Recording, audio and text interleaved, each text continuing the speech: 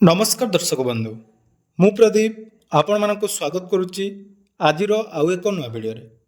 तो दर्शक बंधु काली जो मानकर पीएम किसान योजनार 22तम इनस्टॉलमेंट टंका आसिला नहीं आपण मानकर जदि पूर्वर सबुकिछि इनस्टॉलमेंट टंका आसुतिला एवं वर्तमान मध्य आपण माने निज निजर जो स्टेटस चेक कला परे एफटीओ प्रोसेस आपण मानकर येस थिला एवं पेमेंट जोटा कि अंडर प्रोसेस थिला ताहले जदि आपण मानकर टंका आसी नहीं ताहले आपण मानक पई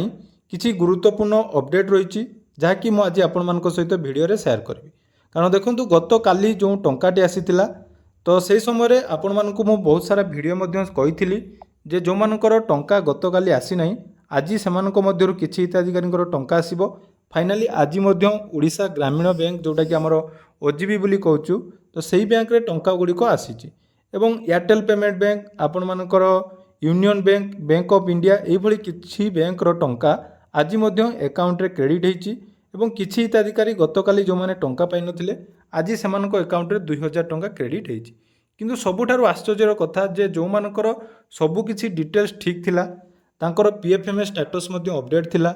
बैंक रो मध्य टंका आपण मानकर जोटा कि वेरिफिकेशन करा जायतिला तापरे मध्य आपण मानकर जदी 22तम इनस्टॉलमेंट आसी नाही तो कोन रीजन पई आपण मानकर आसी नाही ता सहित जो मानकर किछि अपडेट नाही बा आपण मानकर 21तम इनस्टॉलमेंट परे वर्तमान 22तम इनस्टॉलमेंट रे आपण माने स्टेटस चेक कला परे किछि भी आपण मानकर शो कर नाही सेमानको पई मध्य बहुत सारा अपडेट अछि सब किछि आपण मानको आजिर वीडियो रे कहबी तेणु एई वीडियोटी निहाती जो मानकर टंका आसी नाही सेमानको जाकी हेल्पफुल होबो तो जदि आपण माने पीएम किसान योजना रो टंका पाई नांती ताले वीडियो को जमारू स्किप न करी प्रथमरु शेष पर्यंत देखिबे ता पूर्व जदि चैनल को प्रथम थर विजिट करछंती वीडियो को लाइक करेंगे चैनल को सब्सक्राइब करने सहित पाखे थी बेल आइकन को क्लिक कर ऑल सेट करदे देखो पीएम किसान गत काली जो 22तम इनस्टॉलमेंट टंका आसी आम जदि देखा पाखापाखि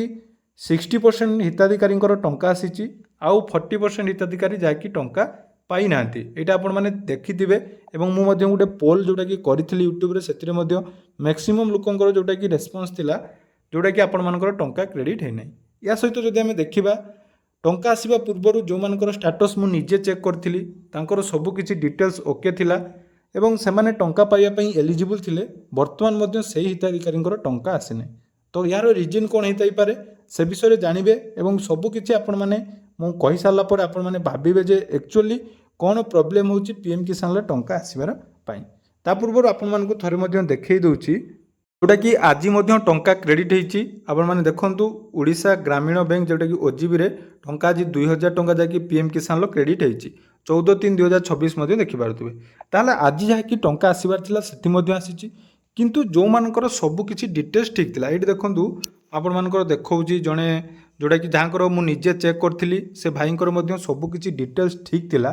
तांकर आधार नंबर वेरीफाई हेतिला तांकर देखंतु बैंक अकाउंट को जो डिटेल्स टी आसीबा कथा ता मध्य एक्सेप्ट थिला एवं तांकर एटा सेकेंड पेमेंट थिला अर्थात से फास्ट आमर 2025 रे जो नवेम्बर मासरे पेमेंट पाइथिले एवं एटा तांकर सेकेंड इनस्टॉलमेंट आसीबार थिला किंतु से टंका मध्य वर्तमान आसी नाही तो प्रश्न उठुछि जे टंकाटी कोन पई आसी नाही देखंतु दुईटी एडी आमर रहिछि उत्तर प्रथम कथा ला जे जो मानकर एई सब डॉक्यूमेंट वेरिफिकेशन सरला परे अंडर प्रोसेस बा आधार कार्ड वेरिफिकेशन करला परे बैंक रे आपण मानकर पेंडिंग रहि जाइछि तो यही हिताधिकारी मानक मध्यरु किछि हिताधिकारी टंका जोटा कि आसीबो मन रखंतु एटा आसीबो आपण माने भाबुथिबे जे 2 दिन हला टंका आसिलानी आउ आसीबो कि नै बहुत समय आमे देखिचु मु मोर निजर 4 ରୁ 5 वर्षर एक्सपीरियंस जोटा कि यूट्यूब रे पीएम किसान एवं सीएम किसान जेकोसी काम कला परे निजर एक्सपीरियंस रु मु आपण मानकु कहूची लास्ट 4टा ରୁ 5टा इनस्टॉलमेंट बा 6-7टा इनस्टॉलमेंट जदि आमे देखिबा कोन हुए समय समय जोटा कि आपण मानकर डेट डिक्लेयर हि नथाय आपण मानकर गोटे अधीन टंका क्रेडिट हो जाए तार बहुत सारा रिजन अच्छी जेहेतु 9,32,00,000 हिताधिकारी को टंका दि जाऊँगी किसी क्षेत्र में कौन हुए ना तांकर आपण मानकर जो टंकाटी आसवा रिलीज समय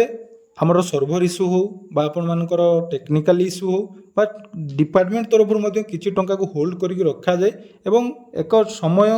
भितर ताकू रिलीज करा जाए तो सही भली भाव में जो मानकर पीएफएमएस स्टेटस अपडेट होईची सेमानकर जहाँकि टंकाटा आसो मोटा आपको 100% कहूँ आपण मैंने आज रखी रखु जो मैंने भी आसी ना से मन रखु आपण टंका 100% आसो बाकी रहा आउ जो मानकर ଆସିନାହିଁ, ଆପଣମାନଙ୍କର PFMSରେ ଷ୍ଟାଟସ୍ ଦେଖୁନାହିଁ, ଆପଣମାନେ PFMSରେ ଷ୍ଟାଟସ୍ ଚେକ୍ କରିପାରୁନାହାନ୍ତି, ତାହେଲେ ଏଠି ଗୋଟେ ମେନ୍ ରିଜିନ୍ ଗୋଟେ ସବୁଠାରୁ ଆସିଛି ଯେ ଏଇ ରିଜିନ୍ ପାଇଁ ହିତାଧିକାରୀଙ୍କୁ ଟଙ୍କା ମିଳୁନାହିଁ, ଯେଉଁଟାକି ଲ୍ୟାଣ୍ଡ ଓନରସିପ୍ ଟ୍ରାନ୍ସଫର। ସମସ୍ତେ ଯେଉଁ ଫାର୍ମା ରେଜିଷ୍ଟ୍ରେସନ୍ ଆପଣମାନେ କରୁଛନ୍ତି,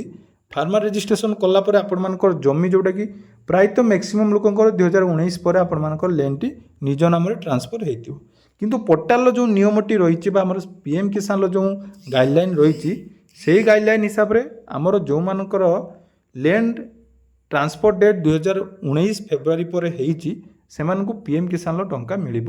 ନାହିଁ। ତେଣୁ ଏହି ଆଧାରରେ ମ୍ୟାକ୍ସିମମ୍ ଲୋକ ଯେଉଁମାନେ କି PM କିଷାନର ଟଙ୍କା ଏଥର ପାଇନାହାନ୍ତି। ଏବଂ ଯେଉଁମାନଙ୍କର ବହୁତ ଜଣ ଆପଣମାନଙ୍କୁ କହୁଥିବେ ଯେ ଫାର୍ମା ରେଜିଷ୍ଟ୍ରେସନ୍ ପାଇଁ ଆପଣମାନଙ୍କର ଟଙ୍କା ଆସିଲା ନାହିଁ, କିନ୍ତୁ ବିନା ଫାର୍ମା ରେଜିଷ୍ଟ୍ରେସନ୍ କରି ମଧ୍ୟ ପ୍ରାୟ ମ୍ୟାକ୍ସିମମ୍ ଲୋକଙ୍କର ଟଙ୍କା ଆସୁଛି। କିନ୍ତୁ ଲୋକ ଫାର୍ମା ରେଜିଷ୍ଟ୍ରେସନ୍ କରିଛନ୍ତି, ତାପରେ ମଧ୍ୟ ତାଙ୍କ ଆକାଉଣ୍ଟରେ ଟଙ୍କା କ୍ରେଡ଼ିଟ୍ ହେଉନାହିଁ। ଏଇଟା ହେଲା ତା'ର ରିଜିନ୍। ଆଉ ବାକି ରହିଲା ସବୁକିଛି ଆପଣମାନଙ୍କର ଠିକ୍ ଥାଇ ଟଙ୍କା କ'ଣ ପାଇଁ ଆସିଲାନି। ଯଦି ଆପଣମାନଙ୍କର ସବୁକିଛି ଡିଟେଲ୍ସ ଠିକ୍ ଅଛି, ତାହେଲେ ଆଉ 7 days ୱେଟ୍ କରନ୍ତୁ। କାରଣ 7 days ୱେଟ୍ କଲା ପରେ ଆପଣମାନଙ୍କର ଯେଉଁ ପୋର୍ଟାଲରେ ଷ୍ଟାଟସ୍ଟି ଅପଡ଼େଟ୍ ହେଇଯିବ, ସେ ସମୟରେ ଆପଣମାନେ ଦେଖିବେ ଯେଉଁମାନଙ୍କର ଟଙ୍କା କ୍ରେଡ଼ିଟ୍ ହେଇନାହିଁ, ସେମାନଙ୍କର କିଛି ନା କିଛି ରିଜିନ୍ ଆସିବ। କିଛି ନା କିଛି ରିଜିନ୍ ଆପଣମାନଙ୍କର ଶୋ କରିବ, ଯେମିତିକି ଆପଣମାନଙ୍କର ଲ୍ୟାଣ୍ଡ ଟ୍ରାନ୍ସଫର ହେଉ, ଆପଣମାନଙ୍କର ମୋର୍ ଦେନ୍ 1 ଫ୍ୟାମିଲି ମେମ୍ବର ଟଙ୍କା ପାଉଥାନ୍ତୁ, ବା ଆପଣମାନଙ୍କର ଯେଉଁଟାକି କୌଣସି ଆମର ସସ୍ପେକ୍ଟେଡ଼ ବା କିଛି ଏକ୍ସପେକ୍ଟେଡ଼ ରିଜିନ୍ ଦେଖେଇ ଆପଣମାନଙ୍କୁ ଯାହାକି PM କିଷାନ ଯୋଜନାରୁ ବାଦ୍ ଦିଆଯାଇଥିବ। ତାପରେ ଆପଣମାନେ କନଫର୍ମ ହେଇଯିବେ ଯେ ଆପଣମାନଙ୍କୁ ଟଙ୍କା ମିଳିଲା ନାହିଁ କ'ଣ ପାଇଁ। ଏଇଟା ଗଲା। ବାକି ରହିଲା ଯେଉଁମାନେ CM କିଷାନ ଆପ୍ଲାଏ କରିଥିଲେ, ନୂଆ ଆବେଦନ କରିଥିଲେ PM କିଷାନର, ତାଙ୍କର ଷ୍ଟେଟ୍ ଭେରିଫିକେସନ୍ ପେଣ୍ଡିଂ ଥିଲା। ଷ୍ଟେଟ୍ ଭେରିଫିକେସନ୍ ପେଣ୍ଡିଂ ଯେଉଁମାନଙ୍କର ଥିଲା ସେମାନଙ୍କ ଟଙ୍କା ଆସିସାରିଛି। ମୁଁ ଆପଣମାନଙ୍କୁ କହୁଛି, କାରଣ ଆମର ସବସ୍କ୍ରାଇବର ମାନେ ବହୁତ ଜଣ ଟେଲିଗ୍ରାମରେ ଅଛନ୍ତି, ସେମାନଙ୍କ କଣ୍ଟିନ୍ୟୁ ତାଙ୍କ ସହିତ ଆମେ ଫାଷ୍ଟ ଆପ୍ଲାଏ ପରଠୁ ତାଙ୍କ ସହିତ ଜଡ଼ିତ ହୋଇ ରହିଛୁ। ସେମାନଙ୍କର ମେସେଜ୍ ମଧ୍ୟ ଆସିଛି ଯେ PM କିଷାନର ଯେଉଁମାନଙ୍କର ଷ୍ଟେଟ୍ ଭେରିଫିକେସନ୍ ପେଣ୍ଡିଂ ଥିଲା, ସେମାନଙ୍କର ଟଙ୍କା ଆସିସାରିଛି। ଆଉ ଷ୍ଟେଟ୍ ଭେରିଫିକେସନ୍ ପେଣ୍ଡିଂ ବ୍ୟତୀତ ଆପଣମାନେ CM କିଷାନ ଆପ୍ଲାଏ କରିଛନ୍ତି, ଆଉ ତା'ର ଷ୍ଟାଟସ୍ ଚେକ୍ କରୁଛନ୍ତି। ବହୁତ ଜଣ ଭିଡ଼ିଓ ମୁଁ ଦେଖୁଛି ଯେ ସେମାନେ ୟୁଟ୍ୟୁବରେ ଆପଣମାନଙ୍କୁ ଭିଡ଼ିଓ ସେୟାର କରୁଛନ୍ତି, CM କିଷାନର ଷ୍ଟାଟସ୍ ଦେଖାଇ ଦେଉଛନ୍ତି ଯେ CM କିଷାନରେ ଆପଣମାନଙ୍କର କଲେକ୍ଟର ଲେବୁଲର ପେଣ୍ଡିଂ ଅଛି, ଆପଣମାନଙ୍କର ଷ୍ଟେଟ୍ ଲେବୁଲ ପେଣ୍ଡିଂ ଅଛି। ଦେଖନ୍ତୁ, CM କିଷାନ ସହିତ PM କିଷାନର କୌଣସି ବି ଆପଣମାନଙ୍କର ଲିଙ୍କ୍ ନାହିଁ। ଯଦି ଆପଣମାନେ ନୂଆ ଆବେଦନ କରିବା ପାଇଁ ଚାହୁଁଛନ୍ତି PM କିଷାନ, ତାହେଲେ PM କିଷାନ ପୋର୍ଟାଲରେ ହିଁ ଆବେଦନ କରନ୍ତୁ। ଆପଣମାନଙ୍କୁ ଯେଉଁ ଭ୍ରମଟି ରହିଯାଇଛି ଯେ CM କିଷାନ ଆପ୍ଲାଏ କଲେ ଅଟୋମେଟିକ୍ ଆପଣମାନଙ୍କର PM କିଷାନକୁ କନଭର୍ଟ ହେଇଯିବ, ସେମିତି ଆପଣମାନଙ୍କର ହେଉନାହିଁ। ଏବଂ ଯେଉଁ CSC ସେଣ୍ଟର ବା ଆପଣମାନେ ଯେଉଁ ଅନଲାଇନ୍ ସେଣ୍ଟରରେ ଆବେଦନ କରିଥିଲେ ଏବଂ ସେମାନେ ଆପଣମାନଙ୍କୁ ପ୍ରତିଶ୍ରୁତି ଦେଇଥିଲେ ଯେ CM କିଷାନ ଆପ୍ଲାଏ କଲା ପରେ ଅଟୋମେଟିକ୍ ଆପଣମାନଙ୍କୁ PM କିଷାନ ମିଳିଯିବ, ସେହିସବୁ ଅନଲାଇନ୍ ସେଣ୍ଟର ବା ସେହିସବୁ